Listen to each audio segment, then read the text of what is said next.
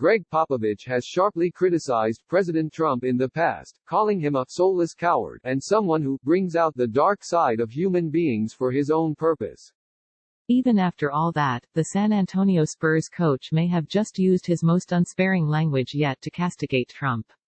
While lamenting what he saw as a lack of leadership in the tumultuous aftermath of the killing of George Floyd while in custody of the Minneapolis police, Popovich called the president a deranged idiot, a fool, and a destroyer. What Popovich appeared to find particularly galling, as he made clear in comments published Monday by The Nation, was Trump's refusal to even go through the motions of trying to soothe the country after another death of an unarmed black man at the hands of police officers. It's unbelievable, Popovich said. If Trump had a brain, even if it was 99% cynical, he would come out and say something to unify people. But he doesn't care about bringing people together. Even now, that's how deranged he is. It's all about him. It's all about what benefits him personally. It's never about the greater good. And that's all he's ever been. NBA players past and present show up and speak out to protest George Floyd's death. It's so clear what needs to be done. We need a president to come out and say simply that Black Lives Matter. Just say those 3 words. But he won't and he can't, Popovich added. He can't because it's more important to him to mollify the small group of followers who validate his insanity. But it's more than just Trump. The system has to change. I'll do whatever I can do to help, because that's what leaders do. But he can't do anything to put us on a positive path, because he's not a leader. Popovich also denounced 3 other prominent Republican politicians, Senator Lindsey Graham, SC, Senator Ted Cruz, Tex, and, most forcefully, Senate Majority Leader Mitch McConnell, Key. Popovich told The Nation that Graham and Cruz used to have the courage to proclaim Trump unfit for office, but now they have chosen instead to be invisible and obsequious in the face of this carnage.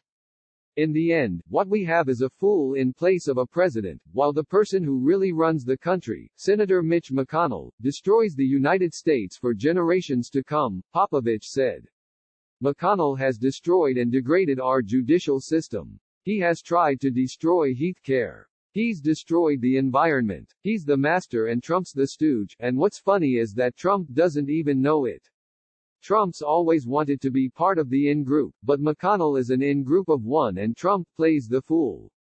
Barry Svrluga, words of teams and players show who cares about dollars and who cares about change. Popovich has won 5 NBA championships while coaching the Spurs since 1996, giving him the longest tenure with the same team of any coach in the NBA, NFL, NHL or Major League Baseball. His 1,272 regular season wins are the 3rd most all-time, and his .676 winning percentage ranks 4th among coaches with at least 5 full seasons, 410 games. One of those few coaches with a better winning percentage, Steve Kerr of the Golden State Warriors, has also been outspoken on social issues and in his disapproval of Trump's tone and policies. In response to a tweet Monday promoting The Nation story, Kerr praised his colleague, writing, "This is why he is Pop. As he once told me, life is short, you either stand for something or you don't." He has always firmly stood for justice and equality, and given the rest of us the courage to do so too. Trump has generally taken a confrontational stance regarding the protests, calling for governors to get tougher in their responses and frequently suggesting that military assistance be called in.